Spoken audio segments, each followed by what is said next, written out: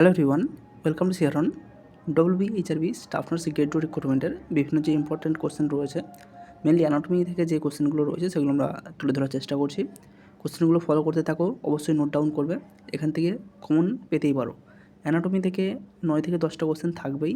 Target রাখো এই প্রত্যেকটা কোশ্চেন অ্যাটেন্ড করার এবং এখানে প্রত্যেকটা নাম্বারে যেন গেন করতে পারো। আজকের আমাদের প্রথম প্রশ্ন রয়েছে carpal tunnel syndrome. Carpal tunnel syndrome mainly কোন নার্ভের জন্য হয়ে থাকে বা কি? আমাদের যে কার্পাল টানেল রয়েছে এর মধ্যে দিয়ে আমাদের মিডিয়ান নার্ভটা এক্সটেন্ড করেছে এবং আমাদের থাম, ইন্ডেক্স ফিঙ্গার, মিডল ফিঙ্গার এবং রিং ফিঙ্গারের কিছুটা অংশকে নার্ভ সাপ্লাই প্রোভাইড করেছে। এই যে কার্পাল টানেল এর মধ্যে দিয়ে যখন আমাদের নার্ভটা যাচ্ছে, এখানে যদি দীর্ঘদিন কোনো কারণে এই মিডিয়ান নার্ভের উপর কম্প্রেশন ক্রিয়েট হয় বা প্রেসার ক্রিয়েট হয়, তো এই নার্ভটা ইনজুরি হওয়ার একটা চান্স থাকে এবং যে সমস্ত ফিঙ্গারগুলোকে নার্ভ সাপ্লাই দেওয়া হয়েছিল তার ফাংশন যে কোনো কারণে ক্ষতিগ্রস্ত হতে পারে। তো এই কন্ডিশনটাকে বলা হচ্ছে কার্পাল টানেল সিনড্রোম। নেক্সট রয়েছে ক্ল হ্যান্ড। ক্ল হ্যান্ড মেনলি আমাদের আন্নার নার্ভে যদি কোনো ইনজুরি হয়ে থাকে বা প্রেসার ক্রিয়েট হয়, যেমন আমাদের মিডিয়ান নার্ভে হয়েছিল, সেক্ষেত্রে আন্নার নার্ভে কোনো ইনজুরির কারণে আমাদের ক্ল হ্যান্ড হয়ে যেতে পারে। নেক্সট রয়েছে বেলস পলিসি। আমাদের সেভেন্থ যে ক্রেনিয়াল নার্ভ রয়েছে, সেই সেভেন্থ ক্রেনিয়াল নার্ভ অর্থাৎ আমাদের ফেসিয়াল নার্ভ, যে যার মেন কাজ আমাদের ফেসিয়াল এক্সপ্রেশন করা।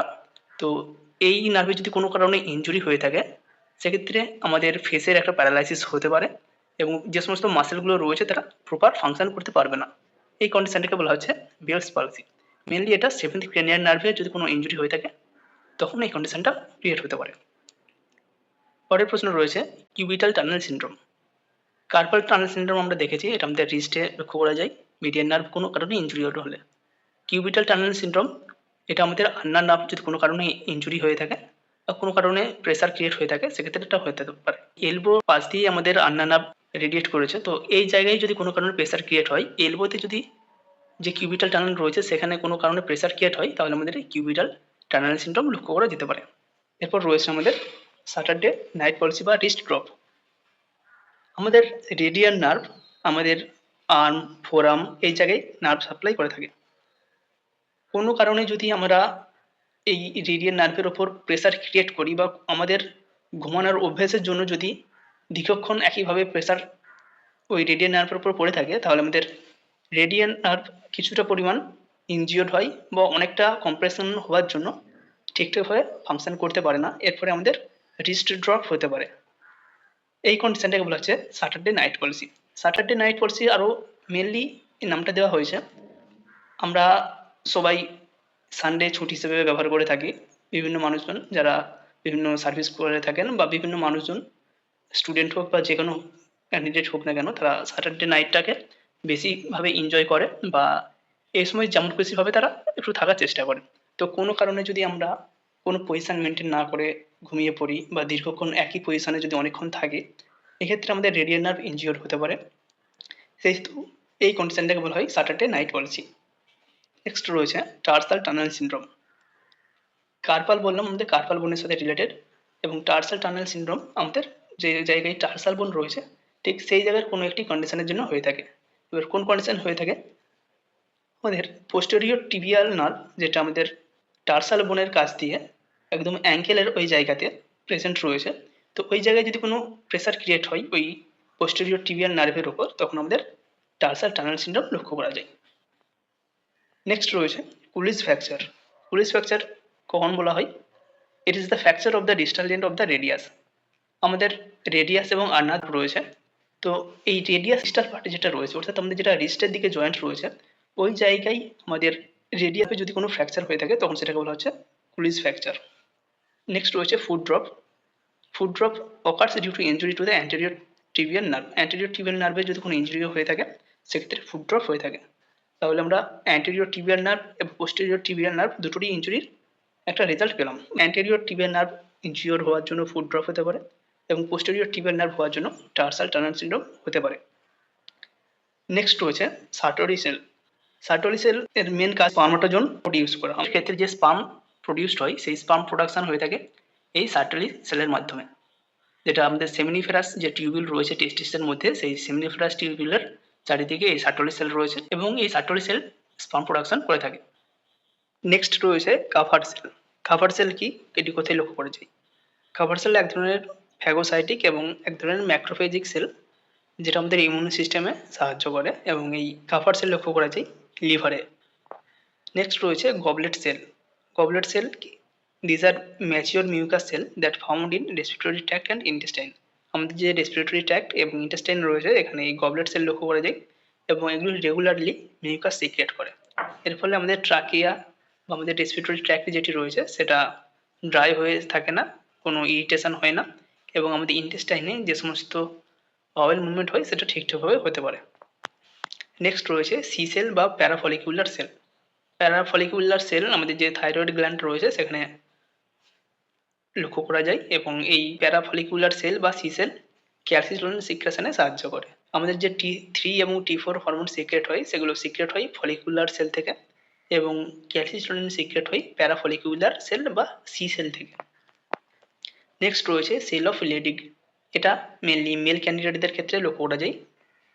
যে আমাদের টেস্টিসের মধ্যে সেমিনিফেরাস টিউবিউল রয়েছে, এই টিউবিউলের মধ্যে লেডিগ সেল লক্ষ্য করা যায় এবং এই লেডিগ সেল পুরুষদের ক্ষেত্রে টেস্টোস্টেরন হরমোন সিক্রেট করে after puberty. Schwann cell. Schwann cell লক্ষ্য করা যায় যে সমস্ত নার্ভে মাইলিন সিট রয়েছে সে সমস্ত নার্ভগুলোতে লক্ষ্য করা যায় এবং এই মাইলিন সিট মেনলি লক্ষ্য করা যায় যে সমস্ত পেরিফেরাল নার্ভ ফাইবার রয়েছে সেই পেরিফেরাল নার্ভের ওপরেই। নেক্সট রয়েছে circle of Willis. Circle of Willis কি, আমাদের যে ব্রেন রয়েছে সেখানে ব্লাড সাপ্লাই নিয়মিত প্রয়োজন রয়েছে। কোনো কারণে যদি ব্লাড ফ্লো বন্ধ হয়ে যায় বা কোনো কারণে রাপচার হয়ে যায় সেক্ষেত্রে আমাদের ব্রেনের ফাংশন ডিস্টার্ব হয়ে থাকে। মেনলি এই কারণেই আমরা দেখি কোনো পেশেন্টের যদি ইসকেমিক স্ট্রোক বা কোনো পেশেন্টের যদি স্ট্রোক হয়ে থাকে সেক্ষেত্রে তার ব্রেনের ফাংশন হ্যাম্পার হয়ে থাকে। এবং আমাদের এই যে ব্রেনকে ব্লাড সাপ্লাই দিয়ে থাকে, এই ব্লাড সাপ্লাই দিয়ে থাকে একটি মাত্র কোনো আর্টারি নয়, একসাথে কয়েকটি আর্টারি মিলিতভাবে এই ব্রেনকে ব্লাড সাপ্লাই দিয়ে থাকে। তো এক্ষেত্রে যদি কোনো একটি আর্টারিতে ব্লক হয়ে থাকে বা কোনো একটি আর্টারি যদি কোনো কারণে ব্লাড সাপ্লাই বন্ধ করে দেয় সেক্ষেত্রে বাকি যে সমস্ত আর্টারিগুলো রয়েছে যেগুলো ব্রেনের মধ্যে ডিস্ট্রিবিউটেড রয়েছে তারা কোনো না কোনোভাবে ওই ব্রেনের পার্টে ব্লাড সার্কুলেট করে দেবে। এই যে একটা সার্কেল ওয়াইজ বা একটা ডিস্ট্রিবিউটেড আর্টারি রয়েছে, এই ডিস্ট্রিবিউশন অফ আর্টারিকেই বলা হয় সার্কেল অফ উইলিস এবং এখানে কয়েকটি আর্টারি রেসপন্সিবল রয়েছে ব্লাড সাপ্লাই করার জন্য। যেমন দুটো ইন্টারনাল ক্যারোটিড আর্টারি, দুটি অ্যান্টেরিয়র সেরিব্রাল আর্টারি, একটি অ্যান্টেরিয়র কমিউনিকেটিং আর্টারি, দুটি পোস্টেরিয়র সেরিব্রাল আর্টারি এবং দুটি পোস্টেরিয়র কমিউনিকেটিং আর্টারি এবং একটি বেসিলার আর্টারি।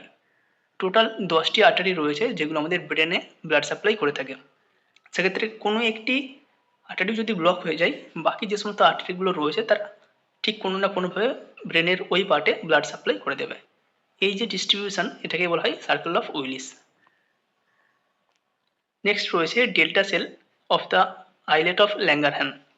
আমাদের যে প্যাঙ্ক্রিয়াস রয়েছে সেই প্যাঙ্ক্রিয়াসে মেনলি 3টে সেল লক্ষ্য করা যায়, আলফা সেল, বিটা সেল এবং ডেল্টা সেল। প্রত্যেকটা সেল আলাদা আলাদাভাবে হরমোন সিক্রেট করে। আমরা জানি ইনসুলিন সিক্রেট হয় beta cell of the islet of the Langerhans. আমাদের যে আইলেট অফ দ্য ল্যাঙ্গারহ্যান রয়েছে তার বিটা সেল থেকে আমাদের সিক্রেট হয় ইনসুলিন হরমোন এবং আলফা সেল থেকে সিক্রেট হয় গ্লুকাগন। ইনসুলিনের মেন কাজ আমাদের যে ব্লাড গ্লুকোজ থাকে সেটাকে গ্লাইকোজেন রূপে স্টোর করে রাখা এবং আমাদের যে গ্লুকাগন রয়েছে হরমোন সেটা আমাদের ওই গ্লাইকোজেনকে গ্লুকোজে কনভার্ট করা।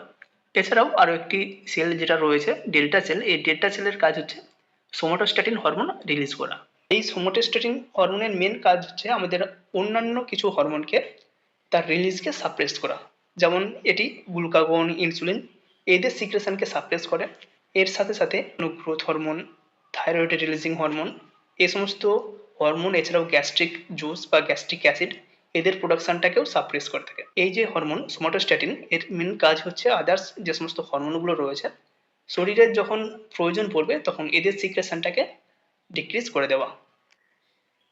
নেক্সট রয়েছে বেরি অ্যানোরিজম। জেনারেলি আমরা অ্যানোরিজম বলতে বুঝি ডাইরেকশন অফ দ্য আর্টারিস। যে সমস্ত আর্টারিগুলো রয়েছে আমাদের বডিতে যে কোনো আর্টারি হোক না কেন তা যদি কোনো লোকাল ডাইলেটেশন হয় অর্থাৎ একটা স্মুথ পাইপ যেরকম বা একটা স্মুথ আর্টারি যেরকম হওয়া উচিত সেটা না হয়ে তার যদি কোনো লোকাল ডাইলেটেশন থাকে সেই কন্ডিশনটাকে আমরা বলি অ্যানিউরিজম। এছাড়াও আমাদের ব্রেনে যে সমস্ত ব্লাড সাপ্লাই হয়ে থাকে, যে সমস্ত আর্টারি আমাদের ব্লাড সাপ্লাই করে থাকে, 10টা যে আর্টারি রয়েছে সার্কেল অফ উইলিসের মাধ্যমে যে সমস্ত আর্টারি আমাদের ব্রেনে ব্লাড সাপ্লাই করে থাকে, এই আর্টারিতে যদি কোনো অ্যানিউরিজম হয়ে থাকে তখন সেই কন্ডিশনটাকে বলা হয় বেরি অ্যানিউরিজম। এবং এই যে অ্যানিউরিজমগুলো হয়ে থাকে সেটা আর্টারির যে কোনো প্রান্তে হোক বা আমাদের যে ব্রেনের আর্টারিগুলো রয়েছে সেখানে যদি কোনো অ্যানিউরিজম হয়ে থাকে সেটা হঠাৎ করে একটি মেডিকেল এমার্জেন্সি তৈরি করতে পারে এবং হেমারেজিক কন্ডিশন তৈরি করতে পারে। নেক্সট রয়েছে এক্সিয়াল স্কেলেটন। এক্সিয়াল স্কেলেটন আমাদের 80টি বোন নিয়ে গঠিত এবং আমাদের যে অ্যাপেন্ডিকুলার স্কেলেটন রয়েছে সেখানে টোটাল 126টি বোন রয়েছে।